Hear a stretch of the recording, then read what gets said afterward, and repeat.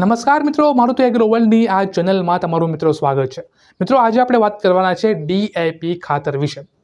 ખેડૂત હોય તમે તો આ ખાતરનો ઉપયોગ તમે ક્યારેક ને ક્યારેક તો મિત્રો કર્યો જ હશે।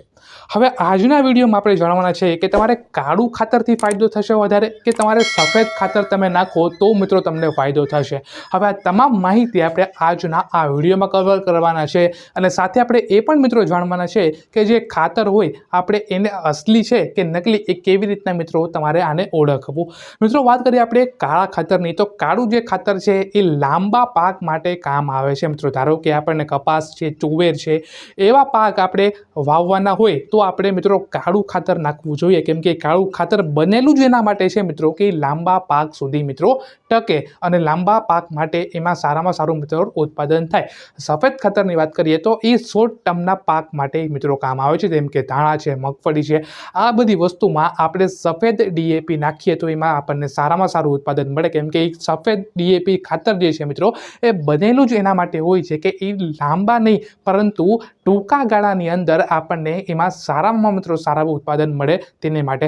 કેમિકલની વાત કરીએ આપણે તો બંને ખાતરની અંદર કેમિકલ તો મિત્રો એક જ હોય છે, પરંતુ જે રંગના લીધે અને અમુક એવા પોષક તત્વો એના અંદર હોય છે જેના લીધે મિત્રો આમાં આપણને આટલો ફરક જે છે એ જોવા મળે છે। મિત્રો હવે આપણે એ વાત કરી લઈએ કે કોઈ પણ આપણે ખાતર દુકાનેથી લીધેલું હોય અથવા ઓનલાઈન આપણે મંગાવેલું હોય તો એ ખાતર મિત્રો અસલી છે કે નકલી કેવી રીતના આપણને ચેક કરવું। ધારો કે મારી પાસે અમુક કાળા ખાતરના દાણા છે, અમુક મારી પાસે સફેદ ખાતરના દાણા છે। હવે તવો કે લોઢી હોય એના ઉપર મારે આ દાણાને ગરમ કરવાના છે। મિત્રો જો આ દાણા ફૂલે છે મિત્રો અથવા ફૂલે છે આમ હવા જેવા ફૂલે મિત્રો તો એ ખાતર જે છે મિત્રો એ અસલી હોય, એ રબર જેવા મિત્રો થઈ જશે।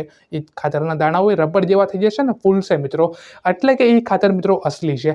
નકલી ખાતરના દાણા છે ને મિત્રો એ કોઈ દિવસ ઉપસતા નથી કે રબર જેવા મિત્રો થતા નથી, એ જેવા હોય છે એવા જ હોય છે। પાણીમાં તમે ઉગાડશો તો બહુ બધી વાર લાગશે અને અસલી ખાતર જે છે મિત્રો એ પાણીમાં તરત જ ઓગળી જશે। તો બસ આજના વિડીયોમાં આટલું જ। તમે કયું ખાતર વાપરો છો મને મિત્રો કમેન્ટ કરીને જરૂરથી જણાવી દેજો। Thank you for watching. આપ સૌનો મિત્રો આભાર।